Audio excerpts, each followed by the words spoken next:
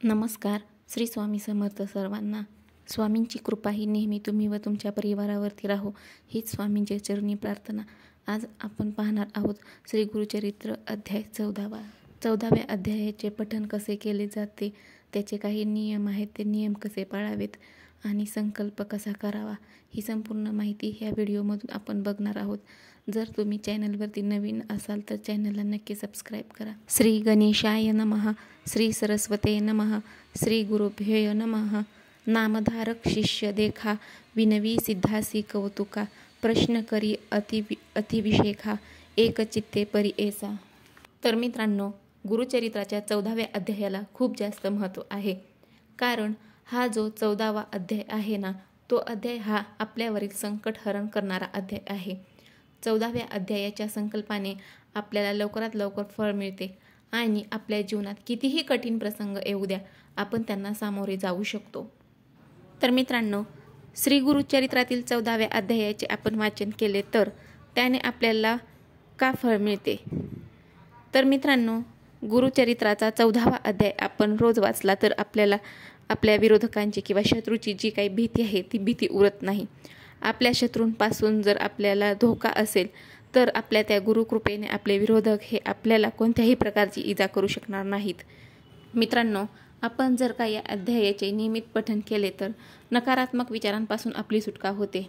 आपल्या आयुष्यात जास्त अडथळे येऊ लागतात तर ते अडथळे फक्त आपल्या नकारात्मक विचारांमुळेच. जर आपण रोज 14व्या अध्यायाचे वाचन करत असू तर नक्कीच अशा नकारात्मक विचारातून आपण बाहेर येऊ आणि सकारात्मक विचारांशी जोडले जाऊ. तर मित्रांनो, नियमित रोज 14व्या अध्यायाचे नियमित पठण करा. हे बघा मित्रांनो, 14व्या अध्यायाचे वाचन केल्याने आपल्या जीवनातील सर्व संकटे दूर होतात. अडचणीतून मुक्त होण्यासाठी 14वा अध्याय वाचला जातो. मित्रांनो, जर का या धावपळीच्या जीवनात तुम्हाला अध्याय वाचायला वेळ मिळत नाही तर तुम्ही जॉबवरती जात असाल तर जर तुम्हाला बसमध्ये वेळ मिळाला तर तुम्ही बसमध्ये सुद्धा हा अध्याय वाचू शकता. कोणाला काही अडचणी असतील, मार्ग मिळत नसेल किंवा मानसिक त्रास असेल किंवा कोणत्याच कामात यश मिळत नाही आहे तर मित्रांनो, तुम्ही हा 14वा अध्याय वाचू शकता. हा 14वा अध्याय तुम्हाला तुमच्या पूर्ण संकटांमधून बाहेर काढेल. बघा मित्रांनो, आपल्या घरात कोणी आजारी असेल, काही केले तरी फरक पडत नसेल तर तुम्ही नक्की 14वा अध्याय पठण करा. तुम्हाला नक्कीच मार्ग मिळेल व सर्व संकटेही दूर होतील. कारण 14वा अध्याय हा खूप प्रभावशाली आहे. किंवा नोकरीच्या ठिकाणी काही समस्या असेल, घरात आपल्या सतत वाद होत असतील, आपल्या घरातील मुलं चिडचिड करत असतील किंवा अन्य कोणतीही समस्या असेल तर तुम्ही नियमित या अध्यायाचे पठण करू शकता. तुम्हाला अनुभव हा नक्कीच येईल. तर मित्रांनो, 14वा अध्याय कोणी कोणी वाचावा. तर हा अध्याय वाचण्यासाठी कोणालाही बंधन नाही. कोणीही हा अध्याय वाचू शकतो. मुली असतील, मुलं असतील, महिला, विवाहित महिला, विधवा महिला असतील तर त्यांनी सुद्धा हा अध्याय पठण केला तरी चालतो. तर बघा, तुम्ही हा अध्याय केव्हाही पठण करू शकता. वेळेचं असं काही बंधन नाही. कोणी सकाळी करू शकतं तर कोणी संध्याकाळी करू शकतं. कोणाला सकाळी वेळ मिळत असेल तर त्यांनी सकाळी पठण करा. जर कोणाला संध्याकाळी वेळ मिळत असेल तर त्यांनी संध्याकाळी पठण करा. जर तुम्हाला वाटले की सकाळीच देवपूजेच्या दरम्यान हा अध्याय पठण करावा तर तुम्ही तो अध्याय पठण करू शकता किंवा पहाटे जरी अध्याय पठण केला तरी सुद्धा चालतो. ज्यांना कोणाला वेळ मिळत नाही त्यांनी संध्याकाळी पठण केले तरी चालेल. हा अध्याय पठण करण्यासाठी फक्त 3.5 ते 4 मिनिटे लागतात. मित्रांनो, हा अध्याय तुम्ही सकाळी, संध्याकाळी केव्हाही पठण करू शकता. दुपारी सुद्धा करू शकता. फक्त दुपारी 12 ते 12:30च्या दरम्यान तुम्ही हा अध्याय पठण करू शकत नाही. कारण ही वेळ ही दत्त महाराजांच्या दीक्षेची वेळ असते. त्यामुळे 12 ते 12:30 या दरम्यान तुम्ही हा अध्याय पठण करू शकत नाही. ही वेळ सोडून दिवसभरात तुम्ही कधीही पठण करू शकता. मित्रांनो, तुम्हाला जसा वेळ असेल 7, 11, 21, 51, 108 याच्यापेक्षा जास्त वेळासुद्धा पठण करू शकता. मित्रांनो, आपण हा अध्याय पठण करत असताना संकल्प करावा का. तर मित्रांनो, आपण नित्यसेवेत जर हा अध्याय रोज वाचत असेल तर संकल्प करायची गरज नाही आहे. जर संकल्प करायचा असेल तर सकाळी लवकर उठून स्नान करून घ्यायचे आहे. आपली सकाळची देवपूजा करून घ्यायची आहे. जी काही आपली सकाळची कामं आहेत ती आवरून घ्यायची आहेत.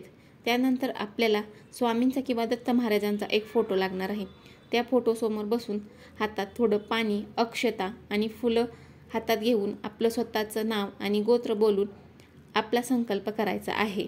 आपली जी काही इच्छा आहे ती महाराजांना सांगायची आहे. तुमचा संकल्प करायचा उद्देश काय आहे तो तुमच्या संकल्पातून स्वामीपर्यंत पोहोचवायचा आहे की माझी अडचण दूर करा किंवा जी काही तुमची समस्या आहे ती त्या संकल्पातून त्यांना सांगा. तुम्ही हे अध्याय पठण किती दिवस करणार आहे हे तुमच्यावरती आहे. कोणी 11 दिवस करतं, कोणी 21 दिवस, तर कोणी 51 दिवस, तर कोणी 108 दिवस करतं. कोणाला जसा वेळ मिळेल तसं तो अध्याय पठण करत असतो. आणि नंतर श्री दत्त महाराजांना प्रार्थना करायची आहे की माझे हे अध्याय पठण आहे ते निर्विघ्नपणे पूर्ण करून घ्या आणि मान्य करा, अशी महाराजांना प्रार्थना करायची आहे. मित्रांनो, त्याच्यानंतर संकल्पाचे पाणी तांब्यात सोडून द्या आणि तुळशीला अर्पण करा. जर तुमच्या घरामध्ये कोणाला कामात अडचणी येत असतील तर त्यांच्यासाठी सुद्धा तुम्ही संकल्प घेऊ शकता. फक्त तुम्ही त्या व्यक्तीचे नाव आणि गोत्र घेऊन त्याच्या समस्येचे निराकरण व अडचण दूर करण्यासाठी पठण करण्याचा संकल्प करू शकता. तर मित्रांनो, आता बघूया आपण की 14व्या अध्याय पठण केलेल्याचे फायदे काय आहेत ते. एक म्हणजे आपल्या आयुष्यातील जे काही संकट आहेत त्या संकटाचा पूर्णपणे नाश होतो. मनशांती आणि समाधान प्राप्त होते.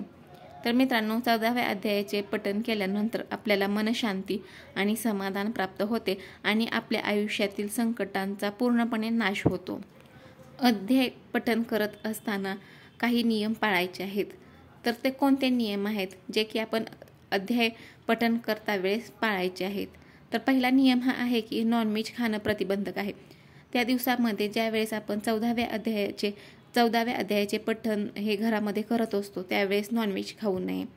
जर तुम्ही 7, 11, 21 किंवा 108 दिवसांचा संकल्प घेतला आहे तर तो पूर्ण होईपर्यंत नॉनव्हेज खाऊ नये. पुढचा नियम हा महिलांसाठी आहे. तर महिलांनी मासिक पाळीच्या दरम्यान 6 ते 7 दिवसांमध्ये ही सेवा टाळावी. तर मित्रांनो, घरामध्ये अध्याय पठण करत असताना अडचणी येऊ शकतात किंवा संकटे येऊ शकतात, तरीसुद्धा तुम्ही अध्याय पठण करणं थांबवायचं नाही, अध्याय पठण करत राहायचं आहे. मित्रांनो, व्हिडिओ आवडला असेल तर नक्की लाईक, शेअर, सबस्क्राईब आणि कॉमेंट करायला विसरू नका. श्री स्वामी समर्थ. जय जय स्वामी समर्थ. अवधूत चिंतन. श्री गुरुदेव दत्त.